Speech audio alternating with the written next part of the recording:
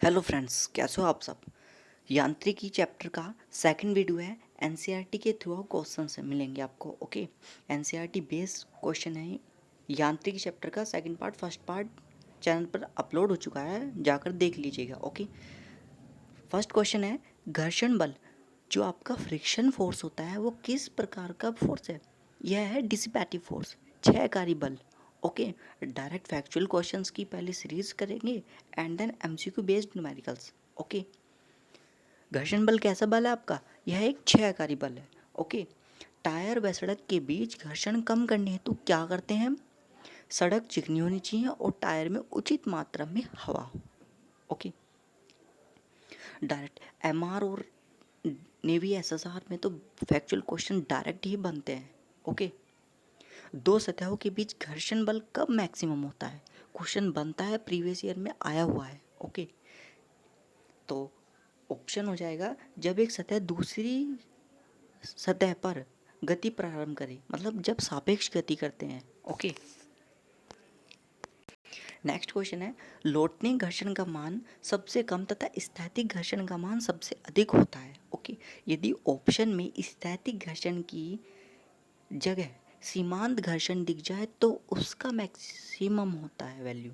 Okay, स्थैतिक घर्षण से भी अधिक सीमांत घर्षण होता है।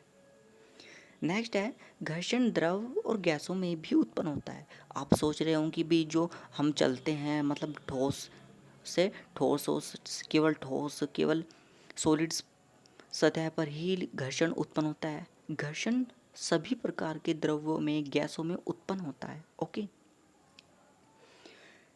ठोस सतह पर ठोस सतह के चलने से उत्पन्न घर्षण सबसे अधिक और द्रव सतह पर सबसे कम और गैसों में सबसे मिनिमम एकदम।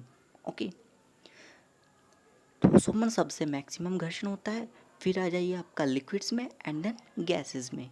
ओके, नेक्स्ट है, घर्षण के बल के कारण ही हम ठीक तरह से चल पाते हैं। ओके, हमारे चलने का कारण क्या है, घर्षण बल।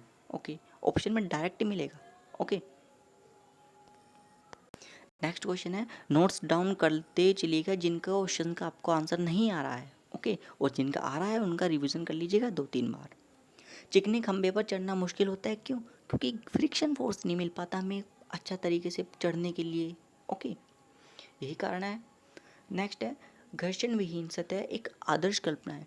यदि आप इस प्रकार की कल्पना करें कि भाई क्या ऐसा संभव है कि किन्हीं दो लेयरों के बीच में घर्षण हो ही नहीं सकता, घर्षण को हम किसी तरीके से बिल्कुल एकदम चिकना लुब्रिकेंट्स का यूज़ करके एकदम समाप्त कर सकते हैं, तो ऐसा कदापि नहीं होगा। घर्षण को बिल्कुल भी शून्य, बिल्कुल भी समाप्त नहीं किया जा सकता, यह एक आदर्श कल्पना है। ओके, व्यवहार में ऐसा असंभव है। डायरेक्ट भाई मैं फैक्चुअल क्वेश्चंस की सीरीज और एमसीक्यू बेस्ड करा रहा हूँ। ओके, बार बार ये बोलने की जरूरत नहीं कि भाई ये इंपॉर्टेंट है, इसे नोट डाउन कर लीजिए, इसे हैशटैग इसे स्टार दे दीजिए।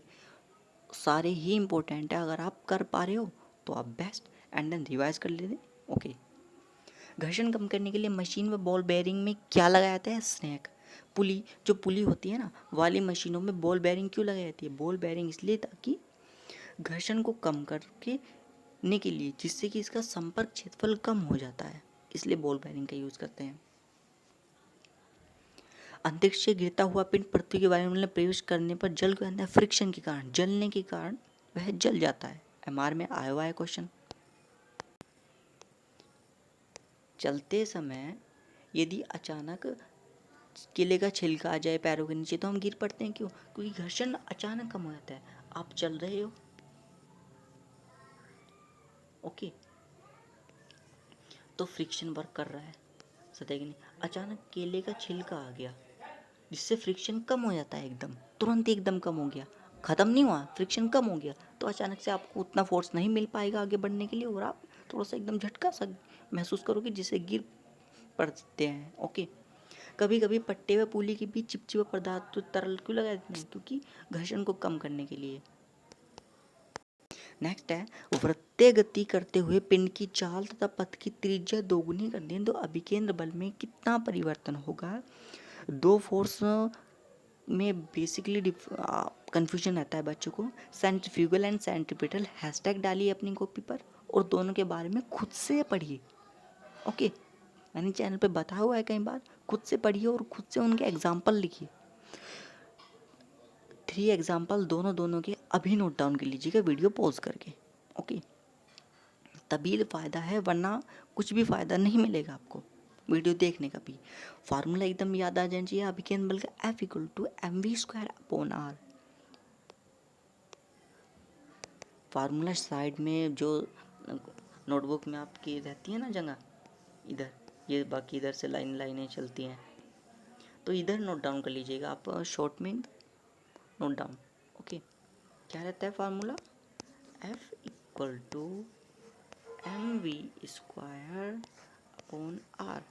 रख दीजिए वैल्यू, आपका आंसर आ जाएगा, ओके। एक कण r त्रिज्या के वृत्तीय पथ पर घूमता है आधे घूर्णन काल में, इसके द्वारा चली गई दूरी आधे के लिए तो पाई r और विस्थापन 2r। देखिएगा कैसे, जो थोड़ा सा न्यूमेरिकल बेस्ड एमसीक्यू है उन्हें करा देता है।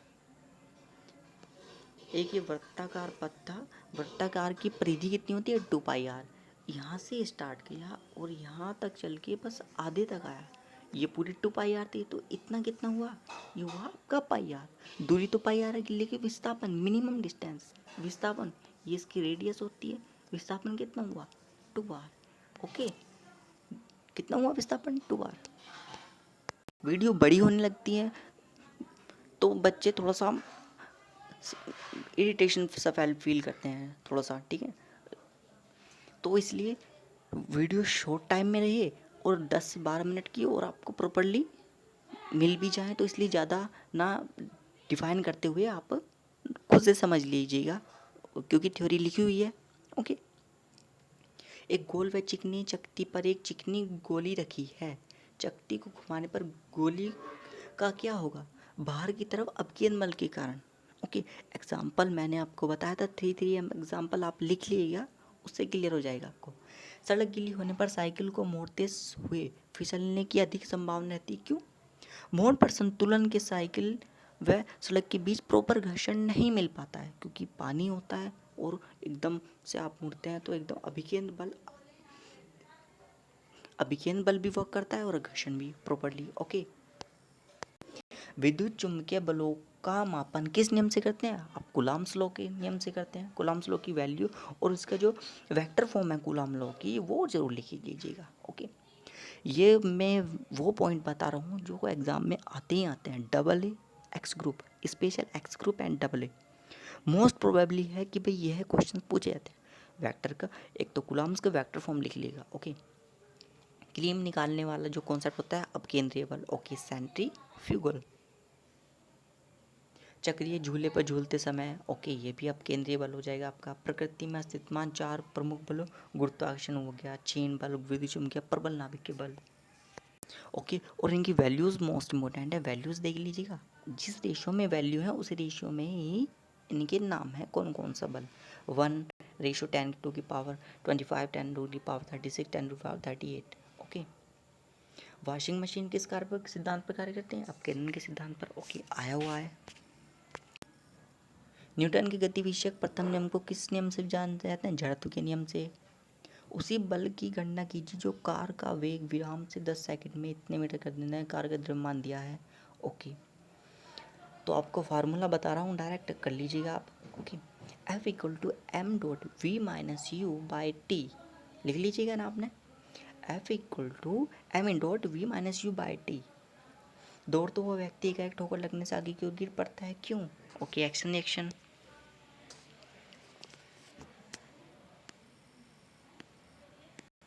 ओके। थोड़ा सा आप फिजिकली भी सोचा करिए कि भाई दौड़ता हुआ व्यक्ति अचानक से क्यों गिर पड़ता है? क्योंकि ऊपर का हिस्सा गतिमान रहता है और नीचे का अचानक से विरामावस्था में आता है, ओके, जड़त्व के कारण। नेक्स्ट है, किसी निजी वस्तु का वह कौन सा कोण विराम अथवा गति में स्थिति परिवर्तन का विरोध करता है? जड़त्व, इनर्शिया।